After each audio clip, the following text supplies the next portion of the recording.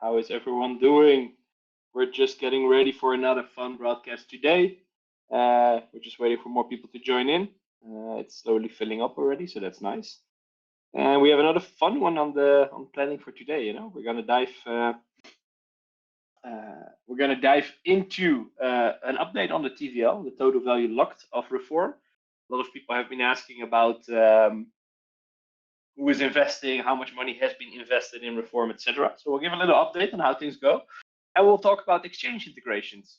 But before we go there, of course, once again, welcome to everyone that's listening. My name is Paulus. I host these broadcasts every week.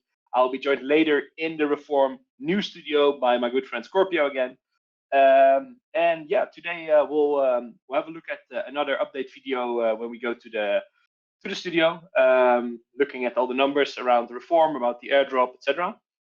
Then we'll have our reform news studio items where we dive into all the news items of the last 7 days, followed by the reform broadcast, our own academy here, the Reform Academy in our broadcast, which is our own academy in the broadcast, where we, as I mentioned earlier, look into the TVL update and exchange integrations, which I think is very interesting because it's something a lot of people don't know how it works and why we do it and why it's so important. And that should fill up around 45 minutes of today's broadcast. We will not have a Q&A session today, so we will close it off after the academy. I think without further ado, let's have a look at the achievement update video whilst we go and move towards the new studio. So I see you guys there.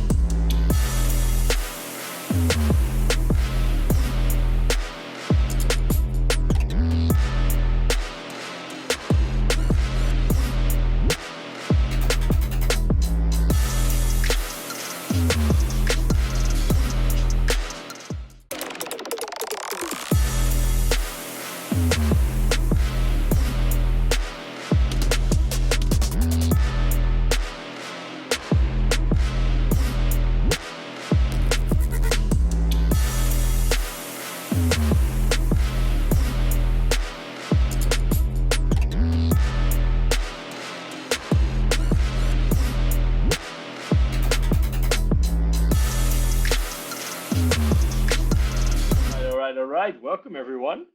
Hello, D. Here we are again. What's up, Scorpio? How are you today? Doing good, man. Doing good. How about you? All good, man. All good. We have another exciting week. It's been a bullish week. It slowly starts. I slowly start seeing some bearish comments from people around the space, but the main tone is still very bullish. And yeah, very curious to discuss with you what happened and what you think of everything that happened. Yeah. So have you spent a lot of time keeping up with the news this week, or? Well, not per se with the news, but indeed, as you say, also a little bit with the market sentiment. So yeah, looking at the charts, which I do, almost the whole day in that sense, during everything that's already ongoing. Yeah, it just shows to me like a lot of sideways momentum, which people are actually getting like sort of nervous. But it's interesting times, anyways. That's how I see it. Yeah, absolutely. I think a lot of people are very curious to find out what's happening with the market and how things move. As we have been relatively stable over the last few weeks, actually, after the massive price increases in the first few months of the year. Bitcoin went back up to $72,000 officially. What do you think? Are we on the way back up, or will we see a little bit of a downfall again, like we have seen in the last few weeks, that it will go to 72 and then drop back to 65? Yeah, I think you make a good point there. It's most likely going to be, a small drop. We're going to go, I don't know, to 58 at least, something like that, 60, 58, something like that. Could go lower even, but I actually don't think that it will happen, that we will get, or let's say that people that are now sidelined will get that chance. it's always, you know, historically working towards the halving. People are actually tend to be more sort of cautious, whatever. But I think, yeah, always after the halving, things accelerated quite fast. And I think, yeah, you know, this is not the time for selling. Everyone who is now dumping the price, it's fine, you know, just do your thing. But I think this is not the time that you should be selling. The coming year, 1.5 year can be, you know, life changing for a lot of people. So if you have positions right now, you know, I would just take that position to take the possibility to scale up your portfolio instead of selling it right now and, you know, being scary of a small drop. Like I said, like I said before, I've been in the market for 7 years. So you know, hold on for on your bags, and you will be safe. Exactly. So the Bitcoin halving, we have spoken about this quite a bit before. It's just 2 weeks away now. Yeah, it's getting warm. You still have the same expectations? Yeah, well, like I said, right, historically, at the event of the halving or a little bit before, it was like downwards momentum, what you also see right now. Actually, you see that the market is more like consolidating instead of, you know, really dropping, because it went to 72, it went lower to whatever, something in 60, then it went up again, now it's going down again. So it's really sideways momentum, which is actually great to generate, let's say, momentum for going up again. And I think, yeah, you know, after the halving, things will tend historically to go to accelerate, and especially with then looking at the current market where it's consolidating, yeah, it will most likely explode afterwards. So yeah, for me, nothing changed. Like my bias is still the same. I'm full in the market. The drops for me, I cannot buy more. I'm already fully invested. In all the things that I believe in, and yeah, you know, that's just how it is for now. Like I said, the coming years is going to be a good year for sure. You sold the house and rented out the dog. Of course, man. I sold I first took a loan on the house, and then I sold the house. So you know, no, it's Nice. yeah. Yeah, it's very interesting to see. I see a lot of contradicting things online in the news, and then I'm specifically referring to news where they quote some of the massive players, you know, CEOs of companies like BlackRock or Fidelity or the guy from the SEC, etc., where some of them are still bullish. Some say, you know, we barely see the same inflow of retail compared to what we saw in the last bull run. So, you know, all of that still has to come. Looking at metrics on Google and YouTube, for example. Um, but at the same time, people are saying the opposite, and saying that, you know, it's the amount of spot that is being flowing into the market over the last few weeks is very similar to, like, close to the top of the bull run in 2021. What do you think? Do you think these ETFs are just eating up so much of the spot market right now, but they will probably never sell? I have Or I have a very interesting viewpoint on it, because, well, and more of a, I think, a specific viewpoint on it, because if you look at the market, what actually tends to go up as of now is more like Bitcoin and meme coins. That's something that has been like very big over the last, well, Bitcoin, of course, last year, and meme coins for the last, well, months, whatever. And I think this is just like the PvP market that we're in, right? So it's like the crypto people that are actually trading against each other on the meme coins, which has always been the case, like for the true like degen and crypto people. And then for the spot ETF, for everyone who got access actually towards Bitcoin, for Bitcoin actually, for everyone who got access through the Bitcoin spot ETF. And I think this is just something that people do not realize, is that was a very special moment where actually a lot of people actually got access towards Bitcoin. So I think it's actually quite applicable that people say it can be a super cycle, because Bitcoin already moved, and like quite significant. And actually now the halving is going to occur, and we're already at the all-time high. And I think that can actually cause like the super cycle to be very bullish. But what also tends to happen is, of course, the seasonality. So what will happen is that people will flow from Bitcoin, especially if they just step in the market in the coming months. It will tend to flow towards Ethereum, and then towards the smaller caps and like NFTs, whatever. But yeah, I think that still needs to come. It's the things that actually yeah, grew in price or appreciated is actually not on the same structure as it normally should have been. And I think that shows me that, yeah, it's not a normal retail market yet. that still needs to come. Yeah. Exactly, yeah, because I do think that the majority of people that, because retail got in through the ETFs, right? So we see these massive entities buying Bitcoin, but that's basically retail buying, I guess, or at least traditional finance buying. Yeah. But I don't see them actually following the pattern that you just described, right? I don't think they will sell their Bitcoin spot ETF to go into ETH where there's no ETF available yet. So Exactly. that will be very different this cycle, I think, right? We're still waiting on the main retail and crypto people to Yeah. move from Bitcoin to something else. Yeah, I think you're completely right there because, well, people do now have the possibility to access it through, yeah, a financial instrument, traditional financial instrument. And that actually gave access to a lot of people that were actually previously not in the market yet, or let's say not substantially in the market.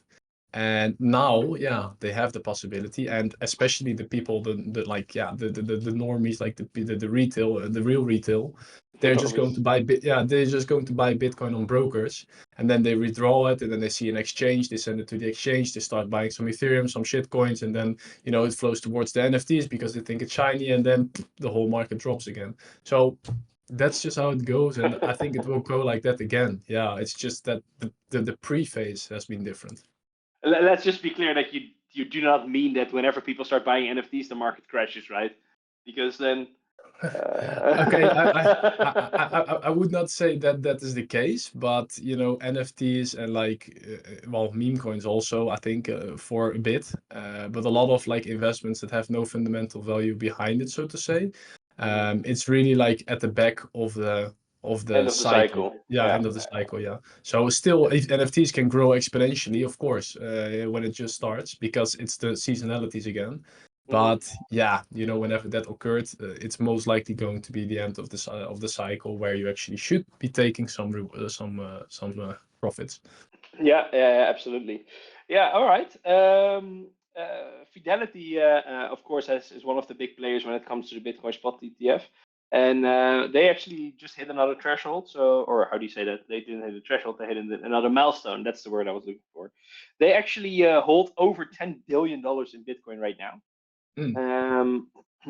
Do you think if people are, when people sell the spot ETF, does that mean Fidelity has to sell the Bitcoins they hold? I don't think so, right? If people sell the Bitcoin ETF, yeah, they sell it. Yeah, they need to sell the spot Bitcoin for sure. Okay. Because that's Yeah, interesting. Because I can also. that's also why you see, for example, with Grayscale, you see such big influence in Coinbase or also first like outflows.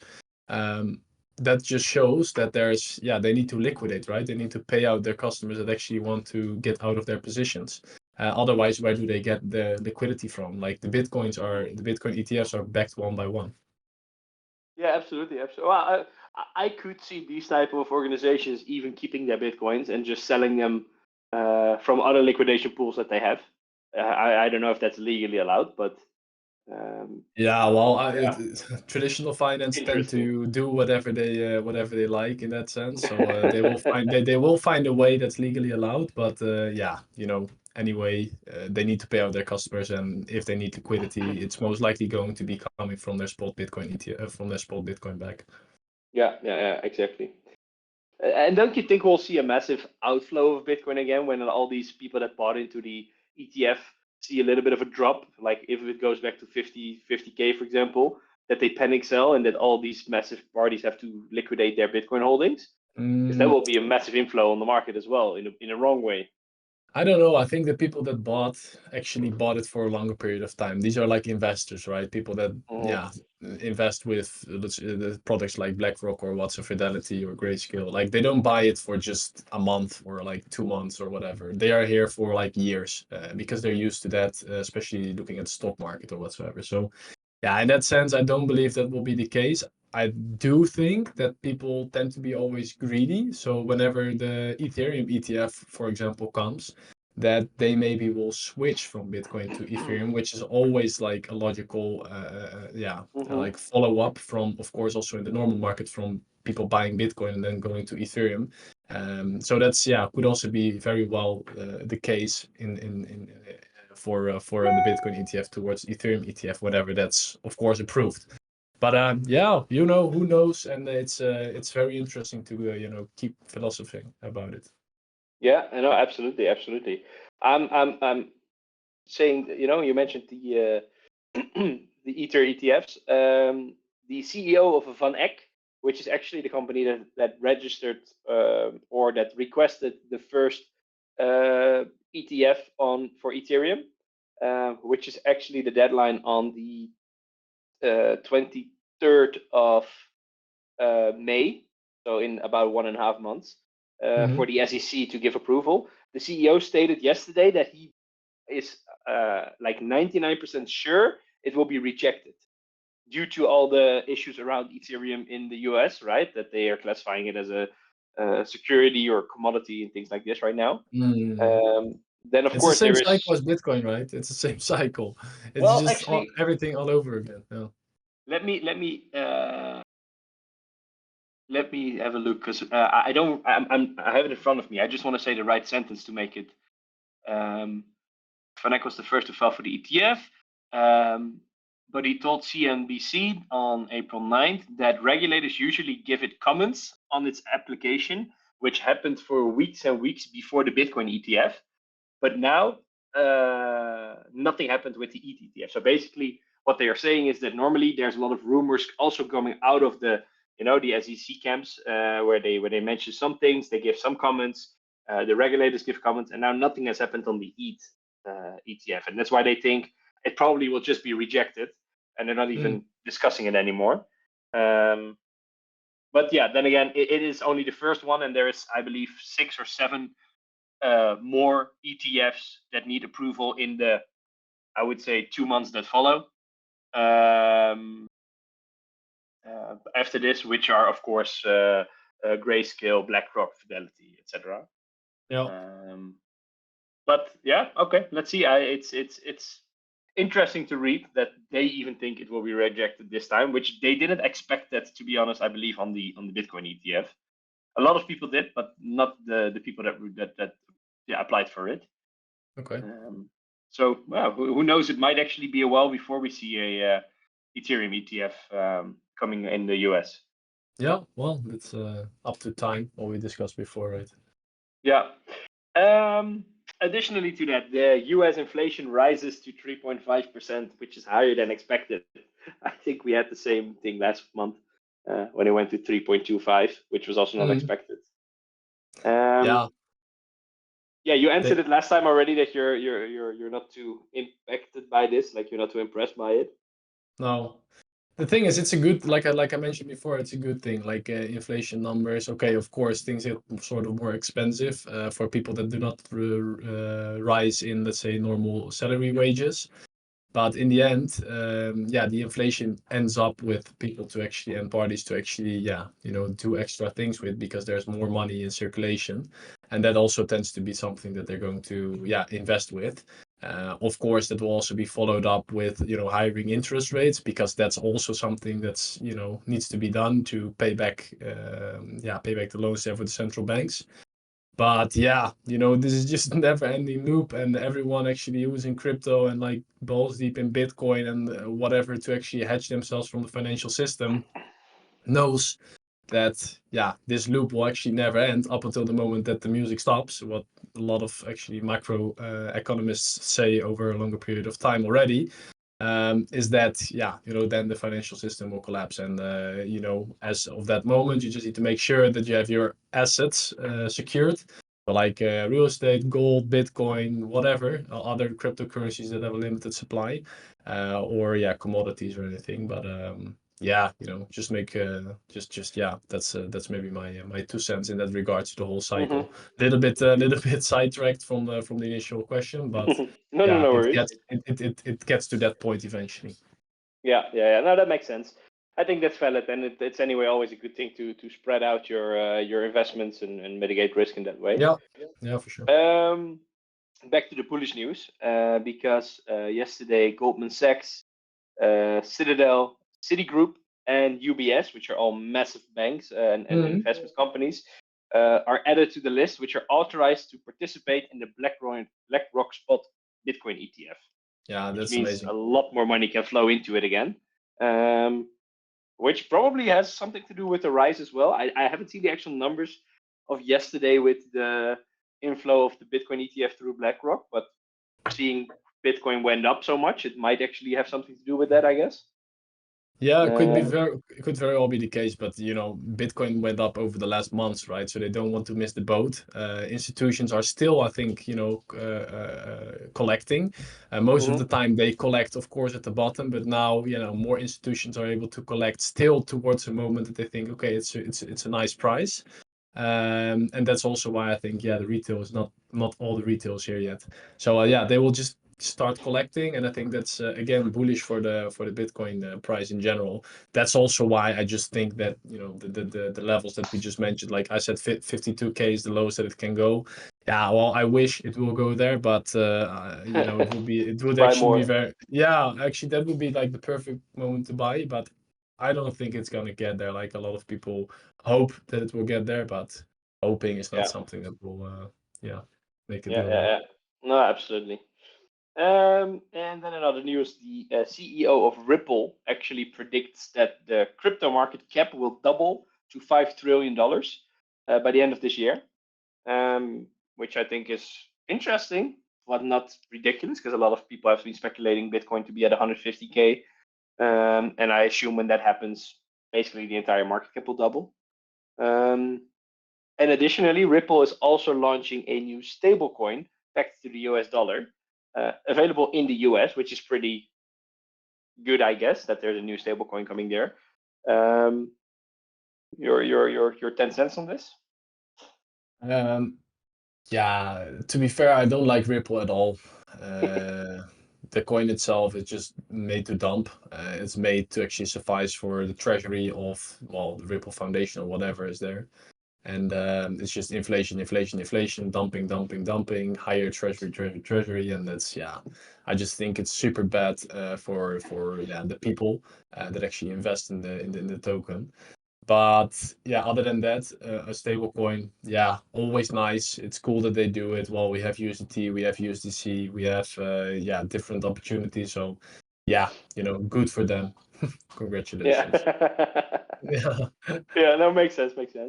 Okay. Another thing is, I was saying to the US side of the world, Coinbase, they partnered with LightSpark, which is the company that does the Lightning Network for Bitcoin, to integrate the Bitcoin Lightning Network within Coinbase, allowing faster and cheaper transactions on BTC. What do you think? Is it another spark to see more good. layer 2s on Bitcoin? Yeah, well, that I don't know, but I think it's just a very good thing that they actually implement this to make sure that they get the lowest transaction fees, of course, possible, which is of course a very interesting point for the people that are on Coinbase or like everything that's happening with and around Coinbase. So I think it's a good one, but it's more on the technical side, and I think people will not notice so much from it, except in their transaction fees, of course, whenever they withdraw actually. So I think it's a good thing on the technological side, and of course to save people some fees. Yeah, exactly. I agree. Another thing is that Certic, which obviously we know because they are supporting us as well with the audits on our smart contracts. But this is about something completely different. They actually warned about a big vulnerability within Telegram, because apparently a lot of users have their settings in a way that whenever someone sends you a document or a file or an image, it's automatically saved and downloaded. So similar to how WhatsApp and all these chat services work. But apparently they can add some sort of code to the image, which is automatically downloaded, which gives them access to your Telegram account. And seeing so many people trade, especially Solana and like Legion traders and meme coin traders, through their Telegram account with integrated bots, it's a pretty big thing. This happened today, actually. It's very new. But it's something important, and as well for everyone that's listening, Google it, have a look. It's pretty important, I think, to put your settings in a way that you can't be hacked. Yeah, I think it's actually very important for people to watch out for this, especially since, like you said, a lot of people are actually trading through the Telegram while the key is actually stored in their like local storage of their phone or whatsoever in the Telegram itself. So yeah, I think with apps like Banana Gun, you had Unibolt, all those ones. Yeah, a lot of people actually use it. They make a shitload of revenue. So that's actually very good for them, and they also share it with the community. So that's awesome. I like those kind of protocols. But yeah, be very wary of that because if you just turn off the auto saving then of the images in your Telegram, you already save yourself a lot of hassle and to make sure that you do not lose any funds. So yeah, Yeah. good point actually. Yeah, absolutely. Yeah, it's great that Certic spotted that actually. So shout out to these guys. Yeah. And then the last thing on the agenda for the news of today, we always close it off with something not specifically crypto related, but it's always something that's linked. And this time it's a bit of a focus on AI because all the big boys at Apple were a little bit bored after they announced their new Apple Vision and that VR glass thing. Um, and they were like, yeah, what should we do now, right? We can release iPhones for another 5 years, but what's the next big thing? So they actually started very actively developing home robots, which are fully run on AI. So basically, your cleaner, cooker, washer in one that will do all the chores in your home. Yeah. And they're all run by AI. What do you think? Will this happen anytime soon? Will you use it? Awesome, man. I'm first one in line to get one, to be fair. Like no more, well, yeah, no more cleaning, no more cooking, no more whatever. So that's always a good thing. I like to go out for dinner, for example, to actually save myself some pain to go cook.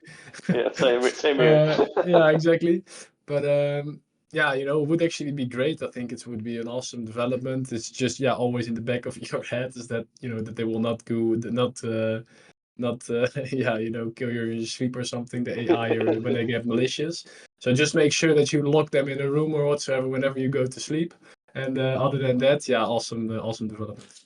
Yeah, fully agree. It's great. It's interesting to see. I think a lot of years still have to pass before this is like something we see in average households. But it's interesting to see that they're actually working on these things that you saw in movies 20, 30 years ago already this is the future. And now we're like, oh yeah, wait, we're actually doing it. So Yeah, that's it's cool. actually quite cool with a lot of those videos, like from the past.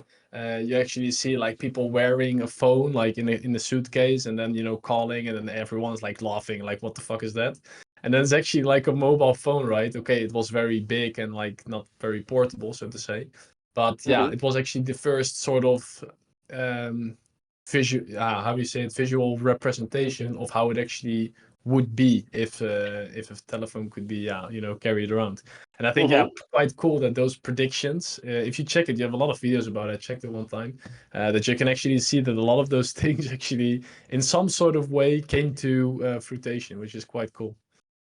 Yeah, it's the other way around as well. Like most of the time, these movies come out when there's already some sort of an idea in the world about something like this. But it's the same if you watch sci-fi movies from like I don't know the exact date, somewhere before the 60s. There's no computers, because nobody knew what a computer was. So they couldn't have invented that for movies.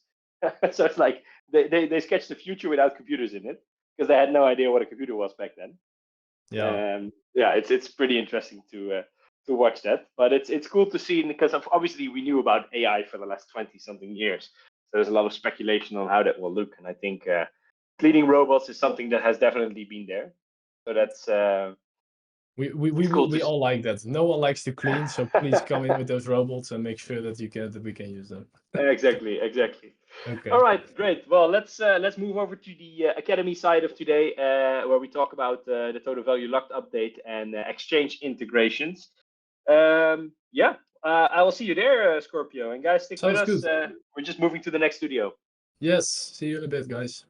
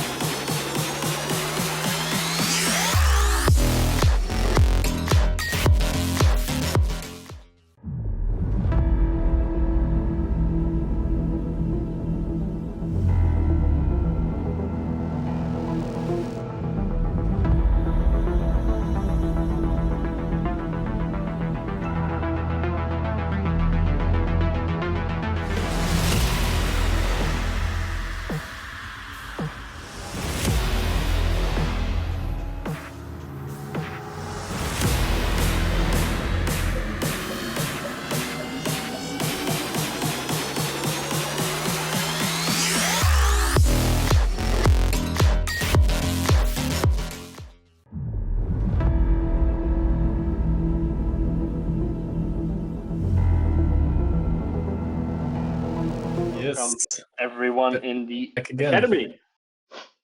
Back again, indeed. Yeah, it's an interesting one today. I think it's actually quite a big one. We spoke a lot about the news. It was an interesting conversation, but yeah, we have a big one here as well. Also, the reason we don't do a Q&A today because yeah, this should fill up the rest of the broadcast for today. So we start by talking about the total value locked. And I think it would be good to yeah, to give you an update on this, so you get a better understanding on the process and the money flows, which you have discussed very much already with you before. But yeah, maybe we can start, Scorpio, by a quick explanation. What is TVL, total value locked? What does that mean? Yeah, so the total value locked actually means like the total amount that's actually now within the protocol. So that will actually not flow out in any means. It will just be within the protocol, held by the protocol, and actually used to generate those realized profits as we explained in the previous broadcast. So yeah, the TVL is actually everything that's locked in terms of value inside of the DAO treasury, where we can actually trade with, make realized profits with, and actually suffice for, in that sense, the DAO treasury. Yeah, exactly, and that's also why we want to do the update today on it, because we want to talk with you guys, talk you guys through the amount that is locked. There's a lot of people have been asking how much is invested in Reform, etc. So it refers to the total amount that is invested and locked for a fixed period of time in the Reform bonding treasury. But how much is the TVL right now? Yeah, so right now the TVL is around 3 million. It hovers, up and down a little bit because of the market, of course. But yeah, this is up for growth, of course, with the current market cycles. But it's using every volatile move within the market. So yeah, that's actually it. The current value as of now is 3 million. 3 million. Yeah. So that means the DAO treasury basically has $3 million, which is locked through the bonding treasury as investments, which we will be using for market making. Yeah, which we will be using for the liquidity provision and high frequency trading. But an important point there is also that this treasury is of course not existing only out of USDT, because as of now, there's a good market upcoming. Reform leverages the volatility within the market, so we actually took also positions within specific cryptocurrencies and are actively trading those, like with the high frequency algorithms. So I think this is really, an important point, that actually the Reform token is not only, itself and like backed by USDT. No, it's like the Reform token is actually, supported by all those tokens that are within the Reform DAO treasury, which are now like Ethereum. Well, I don't know if this is another question actually that you want to move into. Okay, then I will just shut my mouth for now. That's like further down the line. We'll get into all those details. So yeah, as you already mentioned, the money that's there will be used for liquidity provision by executing high frequency trading. So this is what we want to dive a little bit more into today, because the exchange integrations that are needed for to execute this, basically. So where do you do the liquidity provision? Which that's something you do for exchanges. So the money is used in various exchanges to do market making. Oh, well, sorry, I wrote down market making, but to do the liquidity provision. And for people who have paid close attention to our roadmap updates over the last few months, you would have seen a lot of KYC integrations of exchanges on the roadmaps.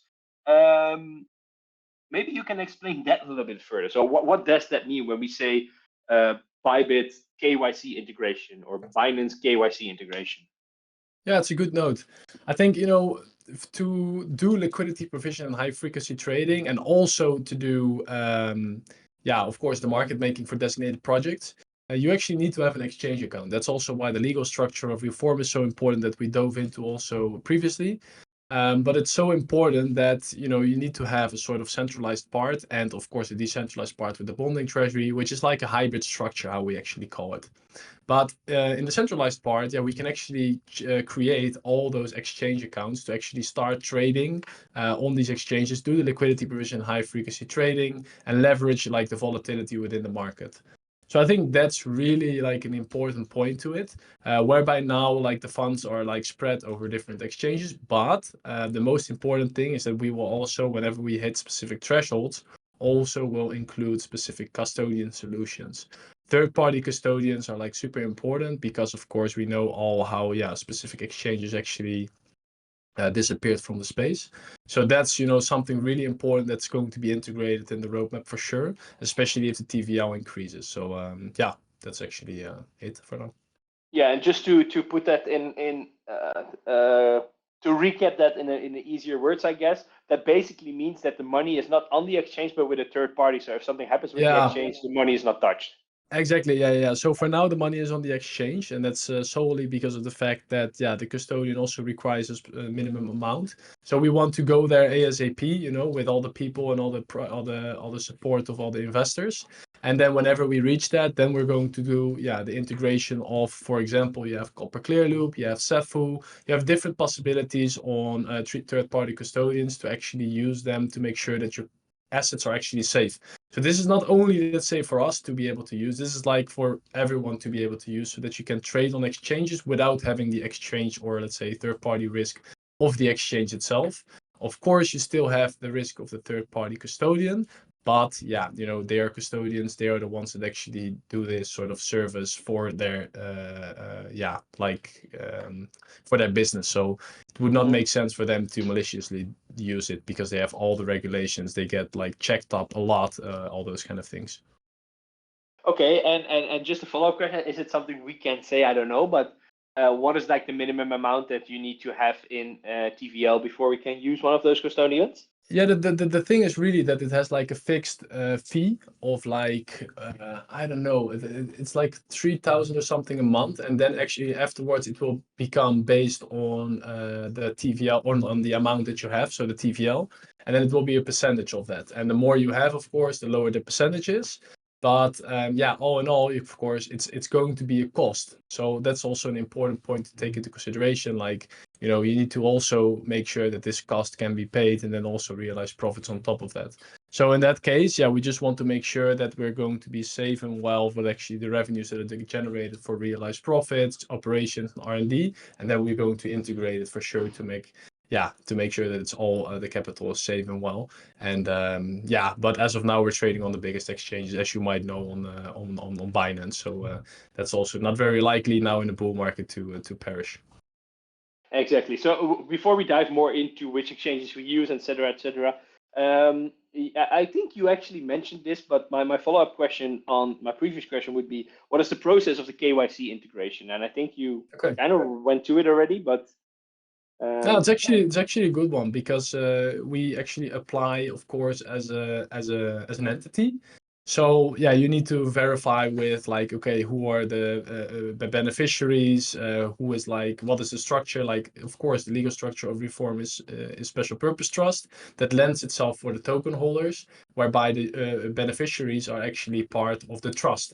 So the trust is actually 100% owning the shares. So then we also need to make sure that we get all the KYC documents of those people actually that are owning the specific, company, the trustee company, and make sure that we can, give them the right documents. So it is, especially with the legal structure that we have, a very time-consuming, thing, because there are so many variables in the process. But it is of course needed to actually get those exchanges up and running. And as you can see, it is working because quite some exchanges already got KYC. So that's good. Yep. Absolutely, yeah. That people could have seen that on our roadmaps, of course. Every month we update you on which exchanges we did the KYC integration. So after you do the KYC integration with an exchange, we roll out the algorithms on those exchanges. You start executing the high frequency trading and therefore providing the liquidity. That's the flow, right? Like that's the next step.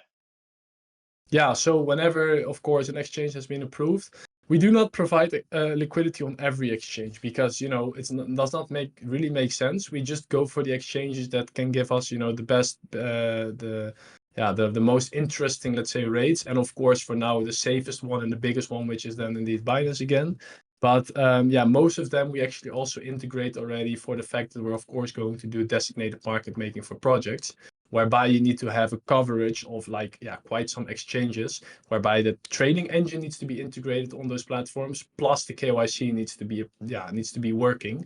So in that sense, it's really, yeah, again, a time-consuming aspect whereby the KYC needs to be done, plus everything in development-wise needs to be connected to our trading engine. So yeah, you know, it's quite a process in the end. Yeah, because you can't just start, right? Like besides the KYC integration, you also have to get into that market making program of the exchanges, right? Or is that the same thing? No, exactly. Like, you know, you need to meet specific, yeah, volumes within the exchange to actually stay within the liquidity providing program. So I think, yeah, in Binance we are already that, and on, yeah, well, the other exchange we will get into a bit, but they all have like specific metrics that you actually need to meet to actually, yeah, you know, stay within the liquidity providing program. Not everyone can, let's say, do this on their own, because you need substantial amounts of capital. Plus, you need to have algorithms that are, you know, trading it around 24/7, of course. Mm-hmm. And why would an exchange ever say no to a market maker? Like, it's only beneficial for them, right? Because it's only the liquidity provision that they actually need. Of course, yeah. Well, it's like whatever you do, right? So one is, of course, a designated market making, and then the other one is the liquidity provision. But liquidity provision for exchanges is like what they want. They incentivize you, even with the rebates that we talked about before. You get money to actually fill up the order books and actually suffice people with liquidity so that they can actually buy. So exchanges are always looking for parties and incentivizing them to actually become like big liquidity providers on their platforms. So that's really, yeah, something that we can play into and tap into. That's really like huge in that sense, because yeah, exchanges are the ones running the cryptocurrency market in general. Of course, the biggest, yeah, revenue generators and the ones that actually need to have liquidity. Of course, you also have the decentralized exchanges, but still not as significant as a centralized exchange, since the experience is just not that, yeah, convenient. But yeah, therefore the centralized exchanges are giving quite some nice benefits for, yeah, for example, market makers and liquidity providers. So for us, that's amazing. Yeah, absolutely. And once you get in, right? So you do your KYC integration, you get into the market making or the whatever liquidity provision program. You have the right accounts. You're actually doing the volume that's required. How do you determine? Because that's something you dove into yourself already a little bit earlier. How do you determine which tokens to trade on these exchanges? So who determines this? Is that an algorithm? Is that the people, the traders? I think that's really coming down to our experience with traditional fund management. So yeah, you know, a part of the core contributors of Reform have like substantial knowledge within traditional fund management, and then especially within the cryptocurrency market.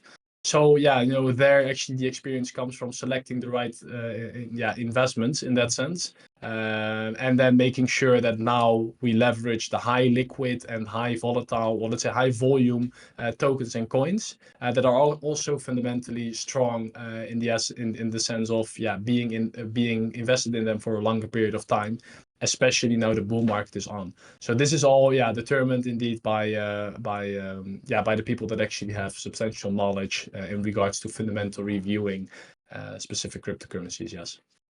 Yeah. All right. And Reform is already on Binance, as you mentioned, as a market maker, as a liquidity provider. Yeah. But Reform also got into Crypto.com and OKX, right?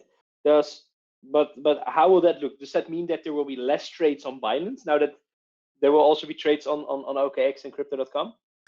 So for we actually are also having other algorithms running, whereby now on Crypto.com we're actually running significant volumes that actually are not represented in the dashboard yet, because again, what I just said, the trading engine needs to be implemented, integrated, and also it needs to be shown visually within the dashboard.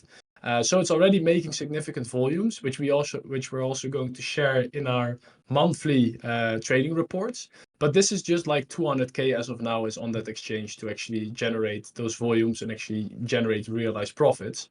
So that's actually, yeah, really cool, and it's like sort of experiment, but it's going really well in that sense. And then we're also going to go towards OKX, again with sort of the same algorithm. But yeah, it's already an algorithm that has proven itself in different test situations that it actually can generate quite some significant volumes. And this is really what exchanges are looking for. Again, you know, they are looking for volume and actually, yeah, the liquidity provision of market makers doing that, giving that to their exchange.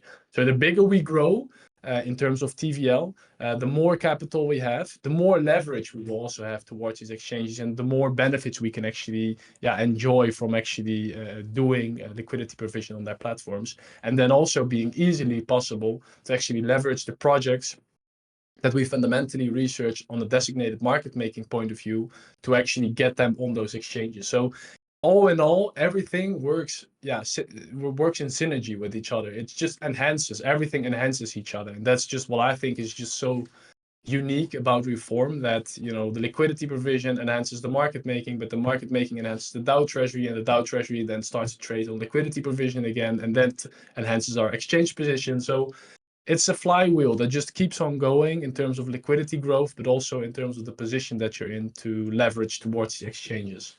So that's actually I'm quite enthusiastic about it, as you can hear. I noticed probably, but yeah. You answered my next 5 questions as well, but that's fine. Oh, okay, nice. Again. You're very good at that. No, obviously I was going to ask, so how much is the volume approximately that we did on crypto.com, etc. Well, you have mentioned that because we trade with a 200K. I did, I did not actually mention the volume. Yeah, the volume not, no, exactly. So yeah, so the volume is actually quite significant. We actually turned it on now for I think a week, something like that. And actually, the volume that we generated is like 40 million. So it's like with 200K. Don't be mistaken.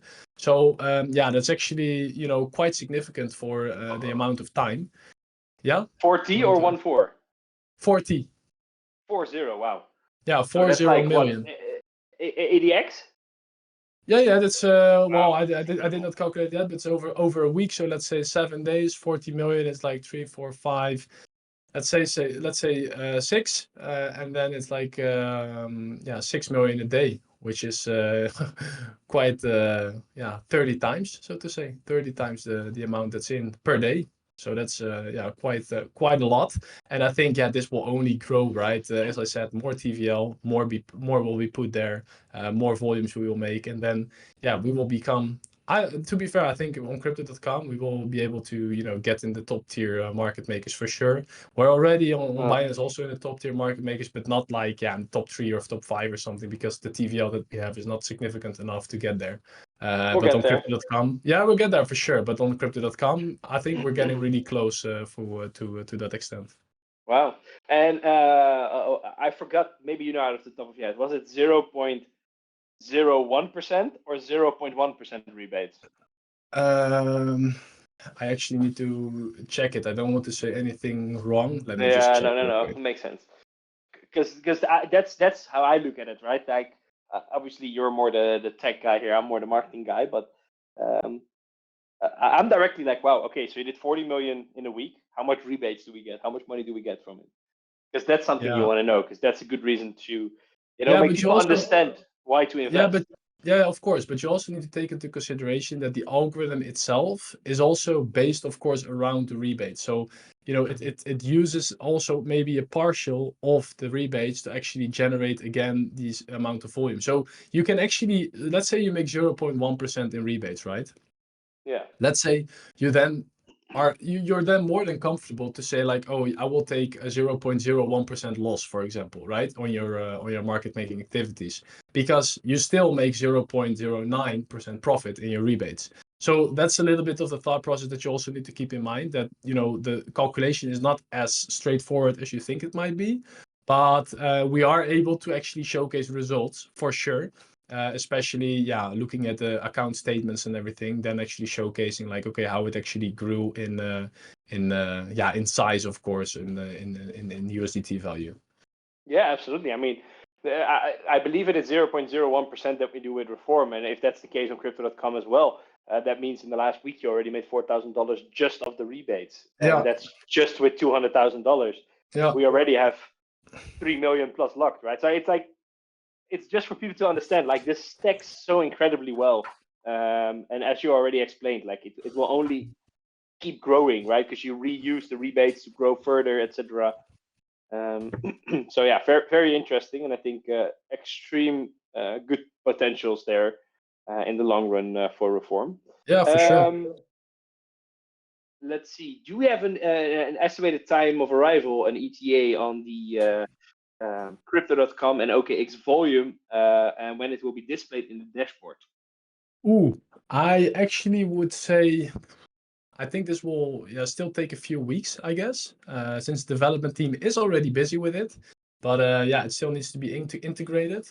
But I think it will still, like I said, still take a few weeks. But we will showcase it on the account statements that we're going to share within the trade report, so that the transparency is still in place, as we always promise, so that everyone can see the statements and the current status and everything.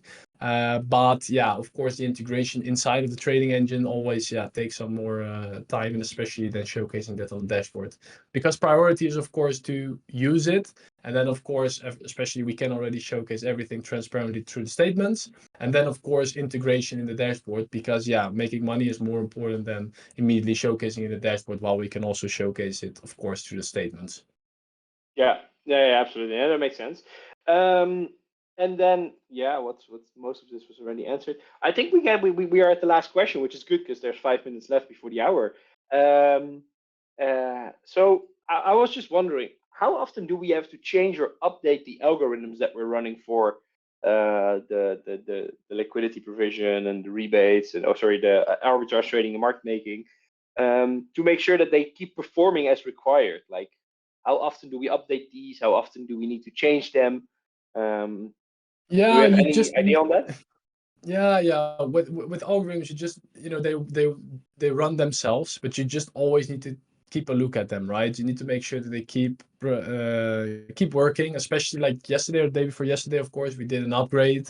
Then it's turned off for a bit. We informed the community. Everyone knows that the dashboard is a little bit off, but main thing there is that we ignited it again and it started, and then there were some troubles, and then we thought like, okay, what's the thing? Then we had to reboot the servers, and the servers were rebooted, and then actually it worked perfectly again. So those kind of things is just always like, it's still human interaction. You just need to check it, and especially also turning on algorithms, and then again at that point, whenever the upgrade has happened, we need to again determine how to say that, the boundaries where actually the grid is in, and then actually let it make trade in between that.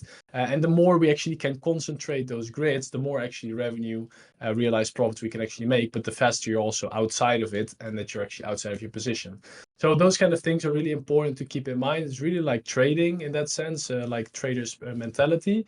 But that's why I also think that we saw, for example, we also have, of course, the quants focusing on delta neutral strategies, which are also very important, I think, in the future of reform, whereby stable positions can actually be taken, and then with a very stable yield actually generating on a daily basis, to actually buy back reform or distribute it or whatsoever. So those kind of things are all in exploration and in the making, and this is, of course, done by the smartest people, like the quantitative analysis / traders, and they are making these algorithms as if it's peanuts. So that's not me. I'm the operator. I know how it works, like on the surface, but like everything inside of it, that's more of the quantitative software developers, and that's there's the how do you say it, econometrics. That's what it Yeah. is. That's what they are good at, like a lot of mathematical stuff. Yeah. No, that makes sense. That makes sense. All right. Well, perfect. Well, that was my last thing to ask you on this topic, and I think it's been a very interesting one for all the listeners. I think it's very important you understand this part, because it might not be that we're the fastest in launching, or that we're the flashiest out there, but you can see that we're doing a lot of things behind the screens, and that we're actively already our liquidity providers and market makers on Yeah. the biggest exchanges out there, which I think it's just so important for people to understand, right? Because that's the core of what reform will be doing. We're already showing them like, hey guys, we're already like one of the top market makers on Binance. Like it's kind of a big deal if you understand what that all means. Yeah. Which I think is great. So I think it's a very fruitful academy again. And I think that's it for today. I wanna thank you again so much for being here with us, Scorpio, and giving us all the answers. Yeah, no problem. I always enjoy it, and to explain everything about reform to you guys. I also think, as Paulus mentioned, it's really yeah, Reform has as everything in the building, and everything is already working. And I think that's, key of the project that actually we are igniting and structuring and making and bettering. It's really like everything around it. It's already there, and we just need to wait for the right moment to actually go for a full force launch, to actually get all the eyes on Reform and to make sure that it's all working with the right support. So yeah, hang on tight for that. But as always, enjoyed the space and to explain you all about it. So thank you for listening for sure. Yeah, thanks everyone for tuning in today. And yeah, once again, thank you, Scorpio. And yeah, we hope to see you all again next week at the next space, in the next broadcast. Yes, perfect. Thank you. See you all next week. Bye bye. Cheers. Bye, everyone.